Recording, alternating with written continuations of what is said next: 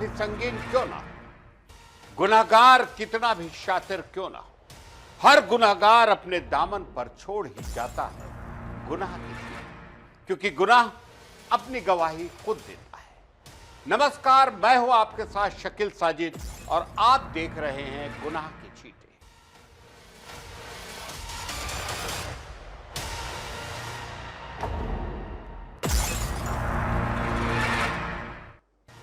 मुंबई में अजीत पवार गुट के पावरफुल नेता बाबा सिद्दीकी की गोली मारकर हत्या कर दी गई। मुंबई पुलिस ने बताया कि बाबा सिद्दीकी पर 6 राउंड फायरिंग की गई। गोली उनके सीने में लगी। गोली लगने के बाद बाबा सिद्दीकी को लीलावती अस्पताल में भर्ती कराया गया, लेकिन उससे पहले ही उनकी मौत हो गई। सूत्रों की माने तो बाबा सिद्दीकी की हत्या लॉरेंस बिश्नोई गैंग ने कराई है। गैंग ने हत्या की जिम्मेदारी ली है। क्योंकि बाबा सिद्दीकी को ऑफिस के बाहर गोली मारी गई है, ऐसे में बड़ा सवाल है कि ऑफिस के बाहर हत्या होने तक वास्तव में क्या हुआ। हमले के समय सुरक्षा में तैनात कांस्टेबल कहां नदारद हो गया? क्या उसको इस वारदात की पहले से भनक थी? हमले के वक्त क्या हुआ? चलिए हम आपको दिखाते हैं इस पूरी वारदात की सनसनीखेज कहानी।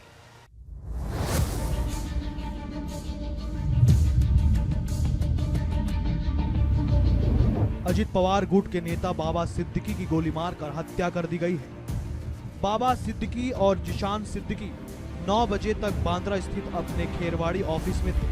9:30 बजे के बीच दोनों एक साथ घर जाते थे। इसी बीच हमलावरों ने पटाखों की आवाज के बीच वारदात को अंजाम दे दिया। दरअसल बाबा सिद्दीकी और जिशान सिद्दीकी 9 बजे तक बांद्रा स्थित अपने खेरवाड़ी ऑफिस में थे। 9:30 बजे के बीच दोनों एक साथ घर जाते थे। हालांकि अचानक जिशान सिद्दीकी का फोन आया तो जिशान सिद्दीकी सबसे पहले ऑफिस से बाहर निकले। कार्यालय से निकलने के 5 मिनट बाद बाबा सिद्दीकी हमेशा की तरह अपने कार्यकर्ताओं से मिलते हुए उसी कार्यालय से निकले।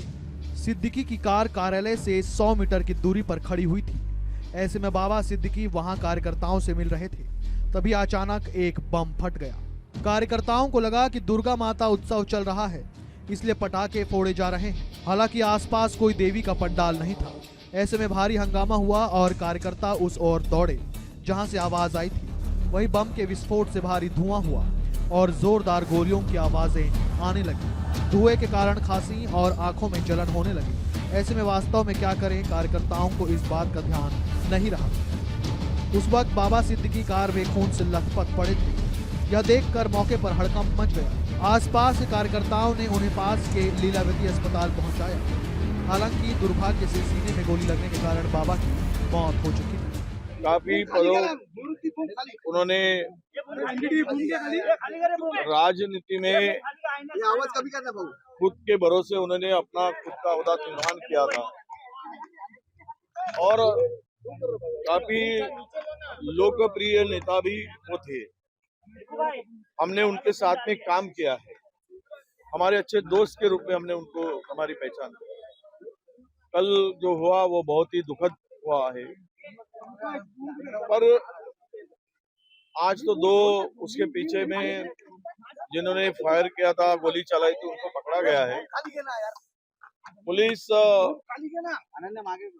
इन्वेस्टिगेशन कर रही है, पर हमारा कहना यही है कि आज मुंबई में खुलेआम पब्लिक प्लेस पर जहाँ क्राउड है वहां पे भी आकर गैंगस्टर हो या ऐसे क्रिमिनल्स आके गोलियां चला रहे।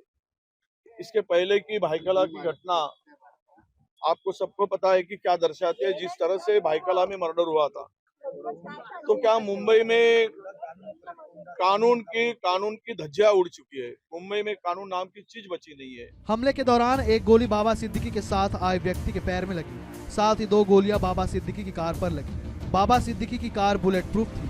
हालांकि गोली फिर भी शीशे में घुस गई, इसलिए अनुमान लगाया जा रहा है कि हमलावरों के पास अत्याधुनिक पिस्तौल रही होगी।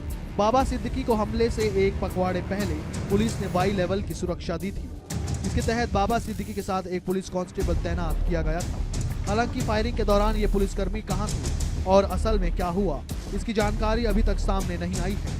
वहीं पूरे घटना की जानकारी लगते ही डिप्टी सीएम देवेंद्र फडणवीस अस्पताल पहुंचे। अजित पवार ने भी अपने सारे कार्यक्रम निरस्त कर दिए। वे बंबई पहुंच रहे हैं। बाबा सिद्दीकी की बॉलीवुड में भी अच्छी पैंट थी।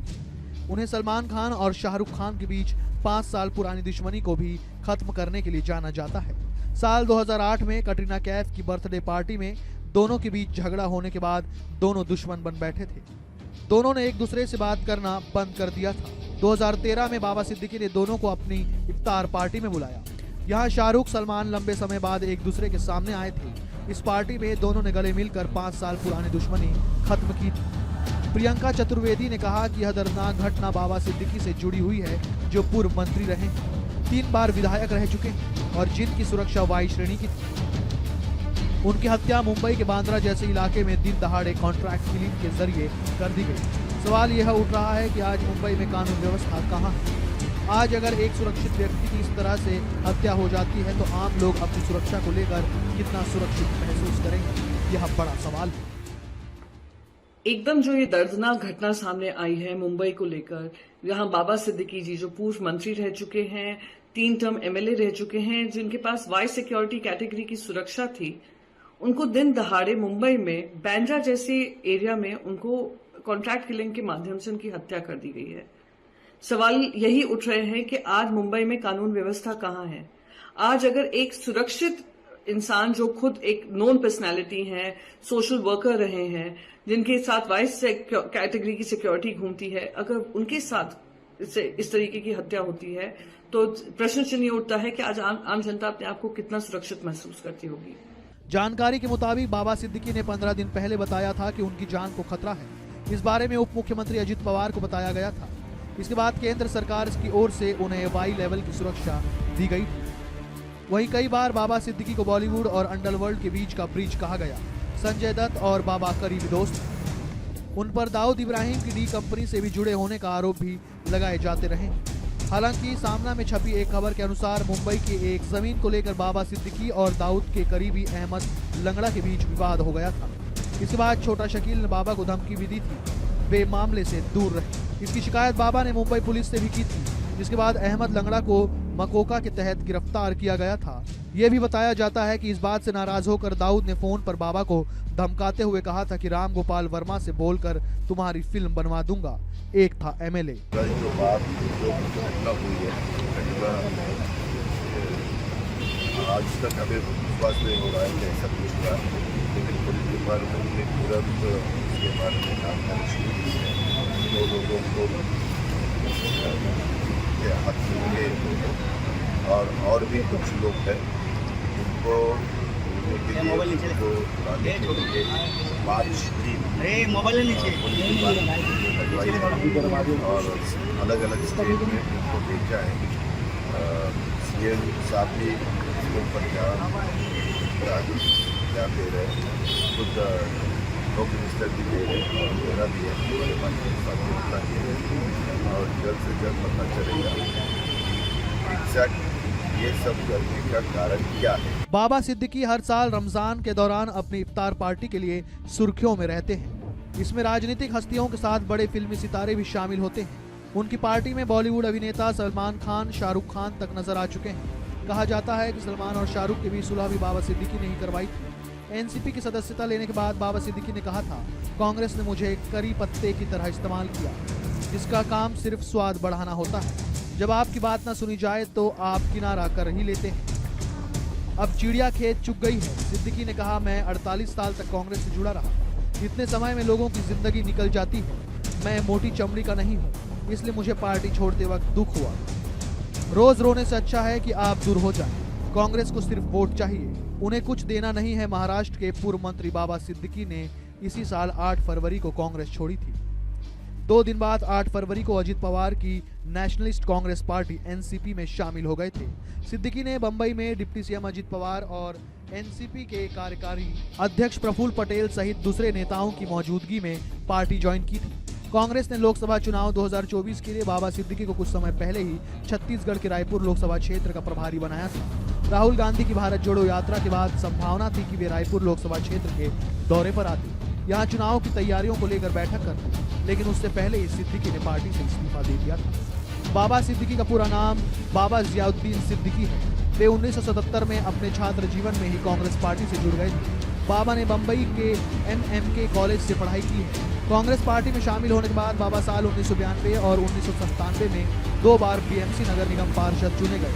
इसके बाद बाबा 1999, 2004 और 2009 में 3 बार बांद्रा पश्चिम विधानसभा क्षेत्र से विधायक रहे। उनके बेटे जिशान सिद्दीकी बांद्रा पूर्व निर्वाचन क्षेत्र से अभी कांग्रेस के विधायक और मुंबई युवा कांग्रेस के नेता भी। DN News Plus desk report, Madhya Pradesh, Chhattisgarh.